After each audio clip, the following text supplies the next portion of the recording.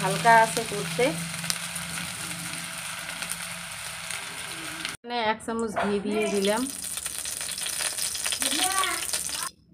আর এখানে দিয়ে দিলাম সুজি মিষ্টি। তো এখন আমি সুজিটা ঘেমে নিচ্ছি। এটাকে একটু লাল করে ভাজতে হবে, বেশি লাল করা যাবে না, হালকা লাল করে নিতে হবে। এখন কিন্তু সুজিটা ঘিয়ের সঙ্গে মিক্সড হয়ে গেছে আর একটু ভাজা হয়ে গেছে। তো এখানে 2 চামচের মতো ময়দা নিয়েছি, তো ময়দাটা এখানে দিয়ে দিলাম। ময়দাটাকে একটু হালকা ভেজে নিতে হবে। এখানে 1 চিমটির মতো লবণ দিয়ে দিলাম।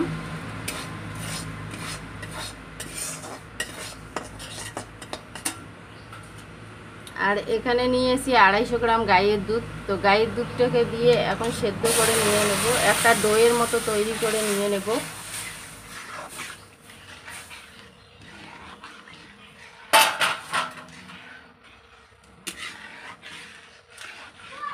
আমরা যেভাবে রুটি বানাই সেই রকম ডোয়ের মতো একটা তৈরি করে নিতে হবে এটাকে।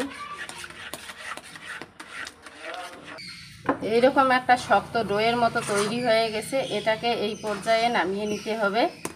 তো একটা প্লেট নিয়েছি, প্লেটের মধ্যে এটাকে নামিয়ে নিচ্ছি।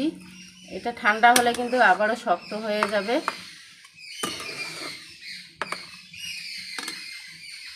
এখন ডোটা ঠান্ডা করতে দিয়েছি, আর এদিকে এখন আমি চিনির শিরাটা রেডি করে নিব। তো এখানে জল দিয়ে দিলাম, দিয়ে এখানে 100 গ্রামের মতো চিনি নিয়েছি, চিনিটা দিয়ে একটা শিরা তৈরি করে নেব। এখানে একটু এলাচ গুঁড়ো দিয়ে দেব, সামান্য একটু এলাচ গুঁড়ো আমি দিয়ে দিলাম। দিয়ে এখন চিনির শিরাটা আমি তৈরি করে নিয়ে নিব। এখন চিনির শিরাটা হয়ে গেছে, তো 1 চিমটি লবণ দিয়ে দিলাম। লবণ দিলে মিষ্টির স্বাদটা আরও বাড়ে, সেজন্য আমি লবণ দিয়ে দিলাম। এখন এটাকে নামিয়ে নিচ্ছি। চিনির শিরাটা কিন্তু হয়ে গেছে, এটা বেশি গাঢ় করার দরকার নেই। এখন চিনির শিরাটা নামিয়ে নিয়েছি, এটাকে ঠান্ডা করার জন্য দিয়ে দেব। এখন ডোটা কিন্তু ঠান্ডা হয়ে গেছে, সুজির ডোটা। তো এটাকে একদম করে রুটি যেভাবে বলি এইরকম করে কড়াটা ভালো করে বানাতে হবে। ডোটা একদম মিহি করে মেখে নিব, একদম সফট যেন হয়।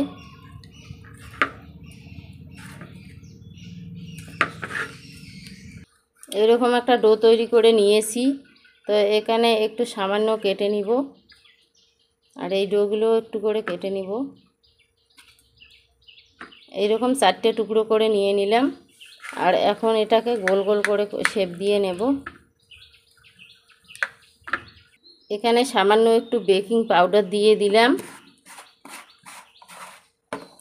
আর লাল ফুড কালারটা একটু দিয়ে নেব।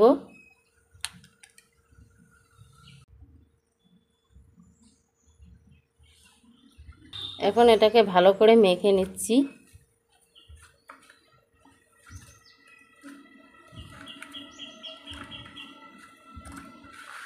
আপনারা চাইলে এটাকে ফুড কালার নাও দিতে পারেন, তো আমি একটু কালারটা সুন্দর হওয়ার জন্য ফুড কালারটা দিয়ে নিলাম।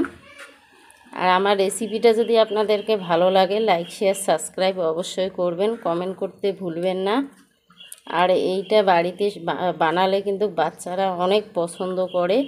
এইভাবে বাড়িতে বানানো ভালো, আর দোকানের অনেক কেমিক্যাল দেওয়া থাকে, সেজন্য দোকানের খাবারটা ভালো না। একটু হাতে লেগে গেলে এখানে তেল দিয়ে এটাকে ভালো করে মিহি করে, তো একটু তেল দিয়ে নিলাম। হাতে লেগে যাচ্ছে তাই একটু তেল দিয়ে নিলাম। এখন এটাকে ভালো করে ফুড কালারটা ভালো করে মিক্সড করে নিয়ে নেব সম্পূর্ণ ডোটাতে। তো ডোটা এখন রেডি হয়ে গেছে, আর আমি হাতে একটু করে তেল লাগিয়ে নিলাম, 2 হাতে তালুতে একটু করে তেল লাগিয়ে নিয়ে একটু সামান্য একটু করে নিয়ে এটাকে একটা ডো তৈরি করে নেব।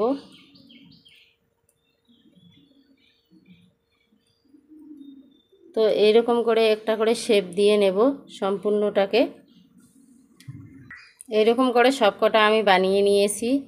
এখন নিব ভেজে। তো কড়াইতে এদিকে তেল গরম করতে বসিয়ে দিয়েছি, তেলটা গরম হয়ে গেছে। এখন লাড্ডুগুলোকে আমি ভেজে নেব।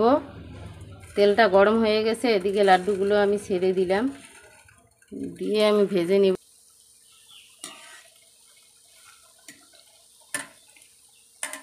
লাড্ডুগুলোকে আমি লাল করে ভেজে নিব এগুলোকে।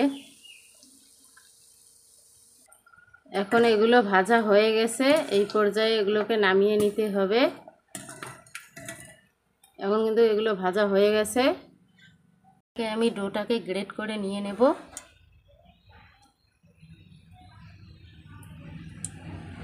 অবশ্যই তেলটা হালকা আছে নিতে হবে, এইভাবে সাবধানে গ্রেট করতে হবে। এরকম দেখো জালি জালি হয়ে বার হয়ে গেছে, তো এরকম হবে সবগুলো।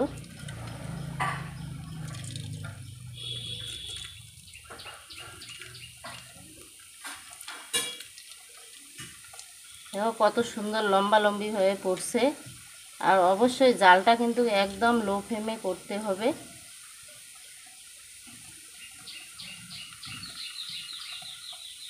সীতাভোগটা সাদা হবে, সেজন্য এটাকে জালটা অবশ্যই কম কম করে দিয়ে এটাকে ভাজতে হবে।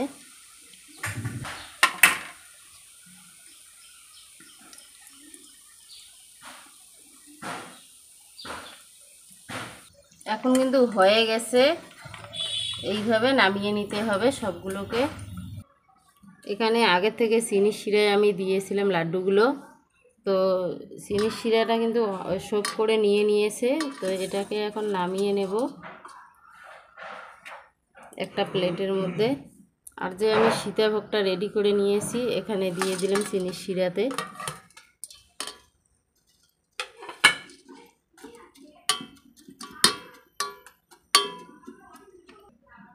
এটা 5 মিনিট রেখে দিয়েছি। তো এখন এটাকে তুলে নিব এখান থেকে, চিনির শিরার থেকে। একটা প্লেটের মধ্যে দিয়ে দিলাম। এইভাবে কিন্তু খুব সহজেই সীতাভোগের রেসিপিটা বাড়িতে বানানো যায়। দেখুন বন্ধুরা কত সুন্দর হয়েছে সীতাভোগ রেসিপিটা। আর এখন যে আমি লাড্ডুটা বানিয়ে রেখেছি, তো লাড্ডুটা এখানে একটু সাজিয়ে দেব। এইভাবে এরকম করে সাজিয়ে সাজিয়ে দিলাম সবগুলো লাড্ডুয়ে।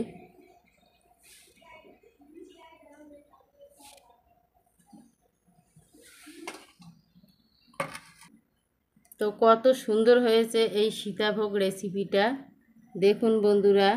তো আমার রেসিপিটা ভালো লাগলে লাইক শেয়ার সাবস্ক্রাইব অবশ্যই করবেন।